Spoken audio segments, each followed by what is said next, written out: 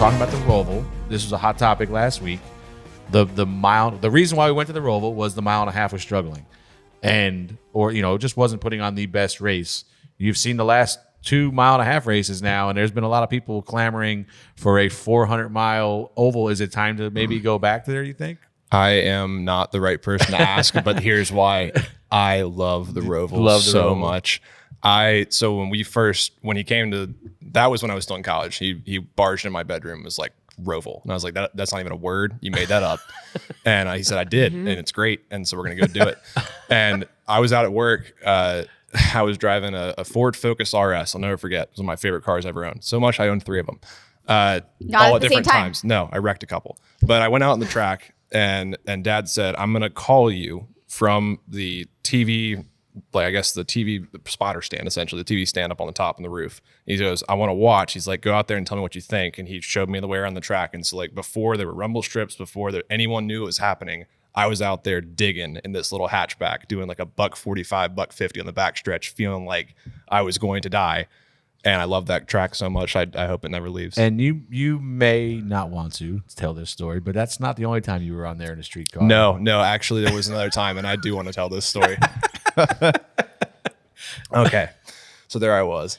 Bubba Wallace and I have we've been pretty good buddies for a while, and Bubba texted me at one point, and we had talked about going on the ROVAL before the ROVAL was even a thing, and there was an obvious well, I can't take my cup car out there. I was like, I didn't think you could. He said, but I do have this little Lexus, and he's like, you drive something fast, so we can go out there and have some fun. I said, sure. Well, I thought you know how you go to a bar every once in a while and you say to somebody like, oh, we should hang out sometime, you know? And you never do. It never happens. That's kind of what I thought, because we were just becoming friends. And sure enough, I'm at lunch and I'm on a date, and I'm on a lunch date with a girl up by the speedway, and my phone buzzes and it's Bubba, and he goes, hey, I'm in the area. You want to hit the track? And I was like, I'm not going to pass up this opportunity. This is going to be a lot of fun. So I just look at her and I was like, do you want to go on the track? And she goes, yeah, sure. And I go, sure, done. So I pull up to the back, and she's not a NASCAR fan, so she doesn't know Bubba. She doesn't know anything about the track or really anything that's going on. So I pull up, and Bubba's waiting there at gate 26 in the back stretch in his Lexus. And she goes, who's that? I'm like, it's just my friend. He's going to come with us. And we go out there and we start gunning it. And I forgot to tell Bubba the rumble strips were not drilled into the track yet. Oh, no. So Bubba, being a professional race car driver, goes and hits the rumble strip and slices his, I can only assume, very expensive Lexus tire clean open. Then I get the phone call, and this is what really sold the date. I think this is why I never got a second one, is because he then basically calls me. He says, can you pull over? I've had an issue. I pull over, I look, I'm like, that's obviously an issue. The team is actually there, I guess, for a tire test. They just loaded his car right up on the hauler. And he goes, can I ride with you? And the two things that hit my head were like, why? Because I'm me and you're you. Like, I could let you drive the car. He says, no, I want to see your line. I was like, you want to see my line? My line doesn't exist. Like, I've had maybe 6 more laps on this track than you've had. And have you seen him run a road course? You're better off driving. So I go out there, but here's the best part: is he walks up, and in pure Bubba fashion, he opens the door. He opens the passenger door. He goes, "Hey, I'm Bubba. Would you mind moving to the back seat for me?" And he moved her to the back. And so this poor girl, who was going to remain nameless, was just all over the back seat, because I'm trying to put on a show because Bubba's riding with me. Gosh. Oh, it was great. We did not have a second date. So no second date? No second date. Are you dating anybody else? Yes, I'm yes. asking for my single sister, you know. No, I've been in a relationship for 4.5 years. Yes. Oh, yes. well. Hey, Juliana. There you go. See you. Bummer.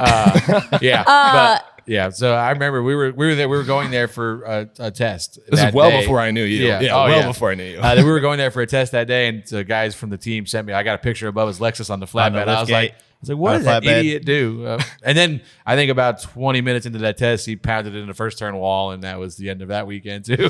Golly, that was fun though. Yeah, that was hard on motors too. You get it? Speaking of innovation, we talked about all the crazy ideas your dad has. I think your family and your dad specifically is probably the most innovative guy in motorsports in general. Like the things that SMI and you guys bring to the table is incredible. Tell me what maybe another crazy idea you would like to see based off what he's talked about. Yeah, I mean, there's a lot that always kind of hit the table. I think we've had tons of ideas. Right now, it's interesting. We do a lot in racing, and I think what we try to remind ourselves of is that Speedway Motorsports is not just a racing business; it's an entertainment business, and we have a lot of different ways that we can capitalize on the amount of space that we have. We occupy so much real estate. I mean, that's invaluable. So, looking into doing more, on the racing side, I think I'm going to let Dad take those conversations, but I know that we've looked into what different ways we can hold more music festivals, more things on track to occupy our time during the year. Last night too, wasn't there? Yep. Yeah, there's concert at Gateway. Yeah. Yep. We have learned that actually finding out with those drive-in shows that I'm sure maybe you guys got to go to a couple of those during COVID. We just learned that most people will never go to a racetrack unless you get them there for something that's other than a race. So having people show up and go, this is not the size of Panther Stadium. And me go, yeah, no, because you could fit 4 of those in here. Yeah. And then people come to see the show, and then I get a text and it's, hey, where do I buy race tickets? And then they come back. So I like doing stuff like that. I think we've had a lot of success in Charlotte with Breakaway Music Festival, in Las Vegas with EDC. I mean, it's kind of cool to see that stuff happen. I want to be on the forefront of that and help with those projects. And it's fun. I think that was a big thing in Wilkesboro. We looked on, I forget what it was, Friday night maybe. Yeah. It was the truck practice night or truck, there was no race. It was just, I think practice and maybe, I think it was just practice. Yeah. And it was packed. And I'm like, man, and then I realized later on there was I forget who was playing Friday night, but it was a well-known, maybe Chase Midland. Rice or Midland and Chase Rice were both playing. Yeah. And I said, oh, that's point an example right there is they're there to see the concert, but they're going to go in and check out. But practice. it's a weekend thing, though. Yeah. You know what I mean? Yeah. It's not just a race. It's a couple races, a concert. I mean, The Clash is a perfect example. Yeah. I mean, How many of those celebrities would have gone to a race in general? Oh yeah, well that, and then look at The the fans. stands. Did you see? I mean, the Clash stands is something I'm always going. I told Ben Kennedy as soon as I left LA, I was like, I saw more people younger than me that I can't identify with because they're too young than I saw older than me that I can't identify with because I'm too Yeah. old. I mean, we Absolutely. had a group I in saw front that of too. us. I mean, and not only age, but different, backgrounds, different ethnic yeah. group.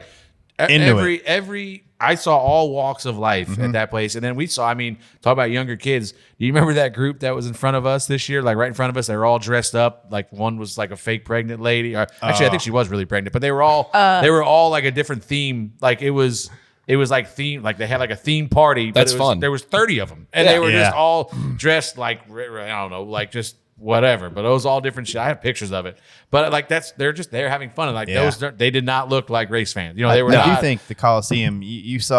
I saw kids that had no idea what racing was that are now race fans. And I laugh at the people when they're like, "Look at that place; it's half empty." If it was half empty, that's still 50,000 people Yeah, there's a somewhere. lot of people there.